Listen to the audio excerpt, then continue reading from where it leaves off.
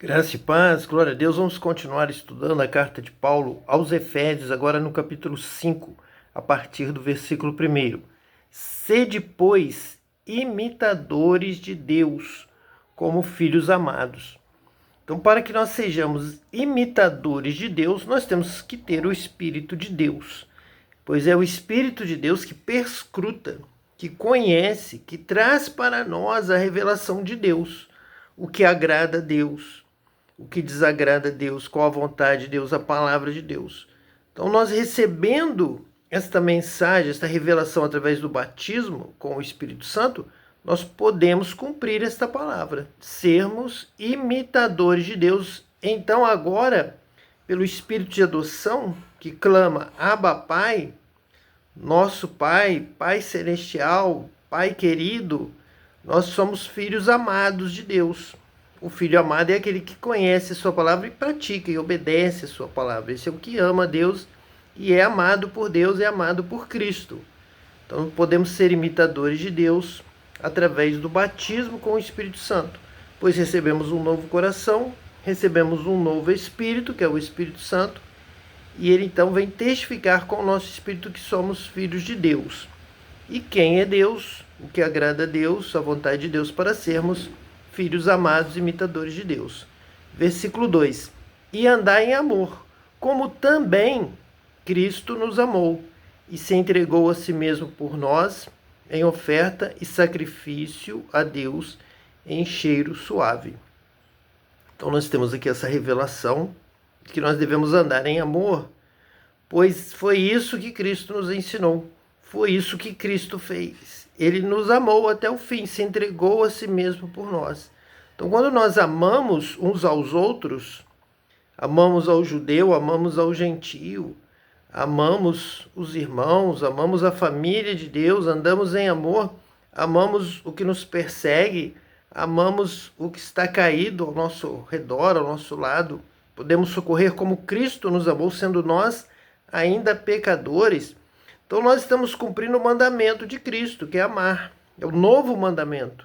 O novo mandamento vos dou, que vos ameis uns aos outros como eu vos amei. Paulo está citando este mesmo versículo lá de João com outras palavras bem semelhantes. É o Espírito Santo, é o mesmo Espírito revelando este andar, este obedecer, esta obra, obedecer o mandamento de Cristo. Andar em amor é o imperativo. O amor deve estar à frente do nosso propósito de vida. A nossa fé deve nos levar a amar, a ser como Cristo, andar no caminho de Cristo, crer em Cristo e observar o que Cristo falou. Se você me ama, você vai obedecer a minha palavra. Cristo é autoridade, Cristo é Senhor, então ele dá uma palavra de Senhor para o servo, ou para o amigo, aquele que ele dirige, aquele que ele está liderando nessa posição de Senhor dos senhores, Rei dos reis, de mestre, de guia, nosso ensinador através do seu Espírito, o Espírito de Cristo, o Espírito Santo. Então vai nos dar essa ordem, andar em amor, seguir o amor, aprendei a amar, vigiai para não deixar o amor esfriar, para não deixar passar as oportunidades de amar, andar em amor, praticar, viver, seguir, aproveitar as oportunidades que surgem para amar. Porque Cristo aproveitou, amou, nos amou até o fim. Quando se viu em carne, o que ele tem a fazer? Amar, cuidar, curar, morrer, derramar o seu sangue, ser fiel até a morte, morte de cruz, em oferta e sacrifício a Deus em cheiro suave. Então nós já aqui estudamos a respeito de uma dívida, a respeito de um débito que precisa ser pago. Alguém precisava pagar. Então Cristo pagou como um sacrifício, como uma oferta, que veio então a cobrir todas as nossas dívidas e chega a Deus então suprindo todas as nossas necessidades, cobrindo o pecado, cobrindo o mal, em oferta e sacrifício a Deus em cheiro suave, que vai então substituir. É o sacrifício, é o Cordeiro de Deus que tira o pecado do mundo, que cura, liberta, que substitui o pecador e que redime o pecador. Ele agora deixa de ter uma dívida. está paga por Cristo. Versículo 3. Mas a fornicação e toda a impureza ou avareza, nem ainda se nomeia entre vós, como convém a santos. Então aqui é um discipulado. Assim como andar em amor, não andar em fornicação, não andar em impureza ou avareza, ganância, que vai te levar a oprimir o outro, a roubar o outro, a escravizar o outro para que ele produza bens para você, para que você seja feliz, você esteja satisfeito e o outro explorado, o outro está triste, o outro está clamando a Deus, chorando, oprimido, escravizado, para que você desfrute de benefícios. Então isso não pode haver, nem ainda se nomear entre nós, entre os gentios. Paulo está aqui sempre se referindo ao discipulado aos gentios, que não tiveram a formação básica da infância, na lei de Moisés, não aprenderam essas coisas da infância, então estão aprendendo agora.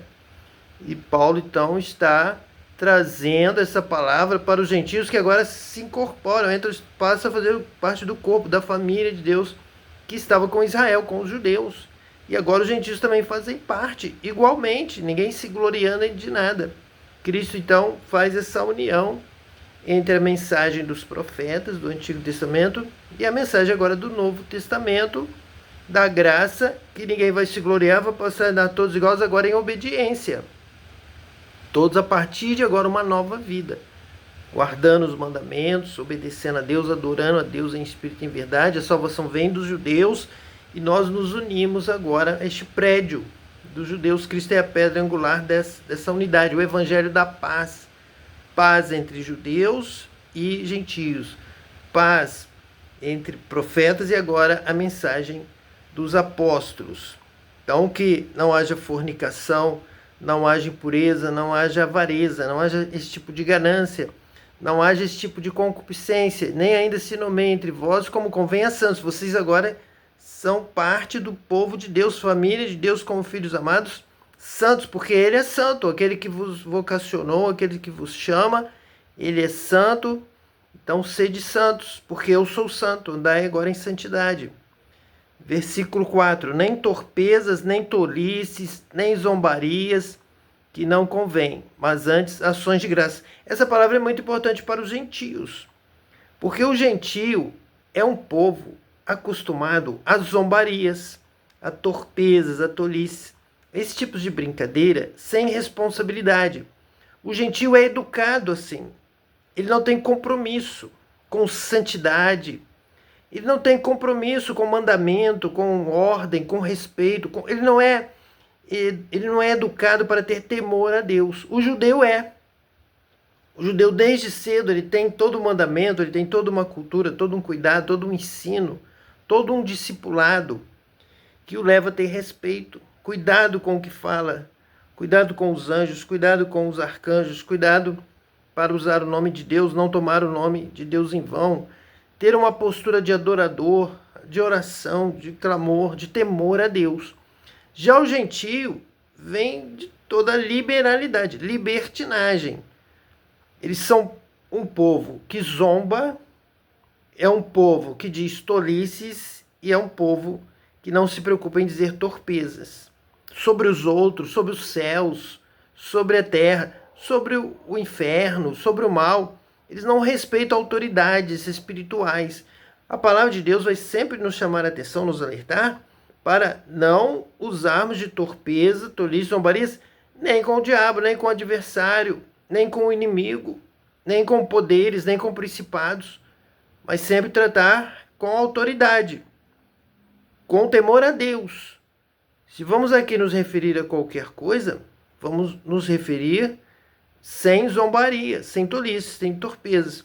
Muitos hoje são carregados de demônios, de opressão, porque não respeitam autoridades, não têm temor a Deus, falam coisas indevidas, falam coisas erradas, falam fora da direção de Deus, falam sem conhecimento.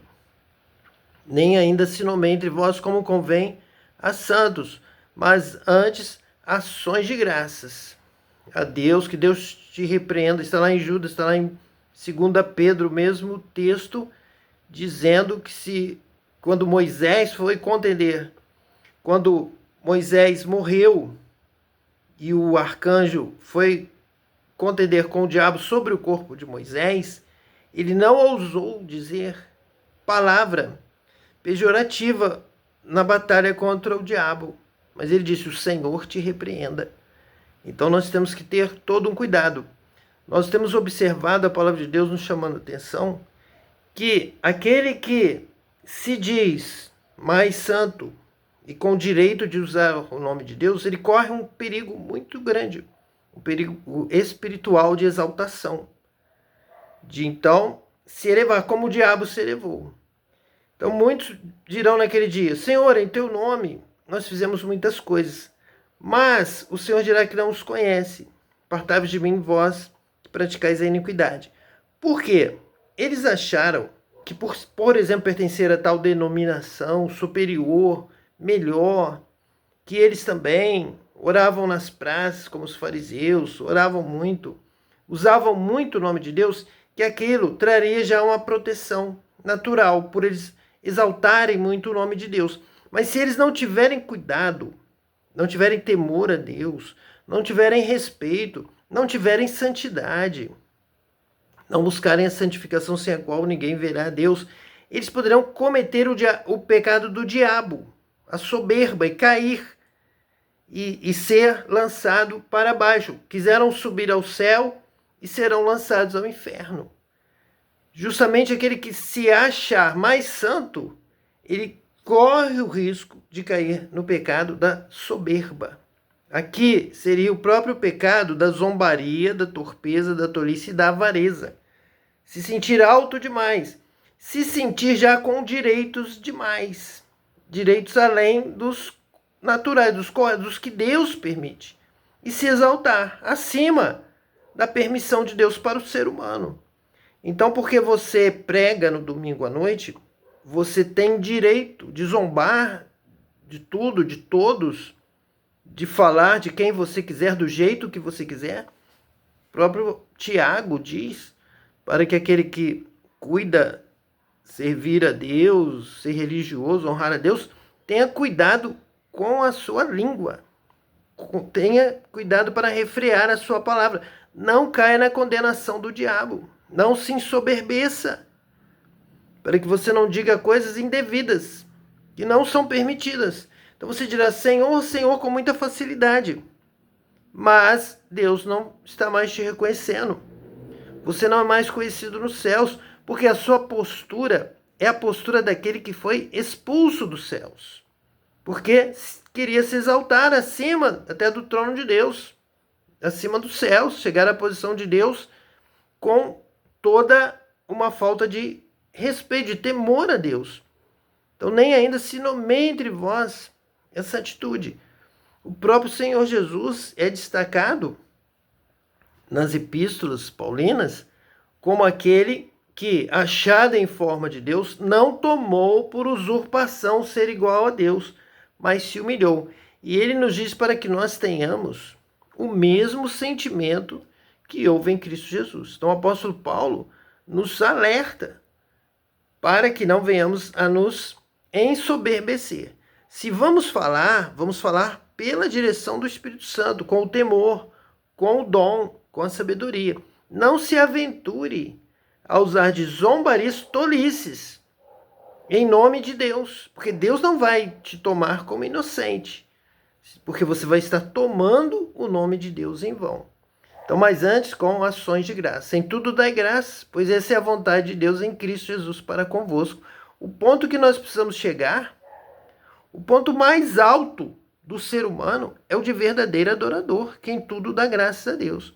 Reconhece a Deus pelo ar que respira, reconhece a Deus por estar vivendo. Deus criou tudo para Ele, para a sua glória, para o seu louvor. Deus criou tudo para que possa todo ser, toda a natureza, toda a terra adorar a Deus, agradecer a Deus. E você é a principal parte para dar ações de graça com os teus lábios, o fruto dos teus lábios, do teu coração, da tua mente, do teu temor, o seu louvor, dando graças a Deus. Quando o homem chega à posição melhor, A posição de Cristo é essa posição de obediência, de entrega, oferta e sacrifício a Deus em cheiro suave. Cristo nos tornando santos e em tudo dando graças a Deus. Versículo 5. Porque bem sabeis isto, que nenhum fornicador, ou impuro, ou avarento, que é idólatra, tem herança no reino de Cristo e de Deus. Então, realmente, aquele que anda em humildade, em temor, em cuidado, em vigilância da sua vida, dos seus lábios, dos seus desejos, das suas paixões. Então, ele não pode se tornar um fornicador ou impuro que é obcecado, que não tem controle dos seus desejos carnais e acaba se tornando também avarento, idólatra, querendo as coisas do mundo todas para ele, para lhe servir, para ter prazer, não nas coisas do alto, mas nas coisas deste mundo. Essa pessoa está perdida, não terá herança no reino de Cristo de Deus, não terá o seu nome registrado no livro da vida. Deus diz que ele terá misericórdia de quem ele quiser ter misericórdia. E quem não estará no seu livro da vida é aquele que peca contra ele, é aquele que se exalta, é aquele que se gloria diante de Deus e não dá graças a Deus.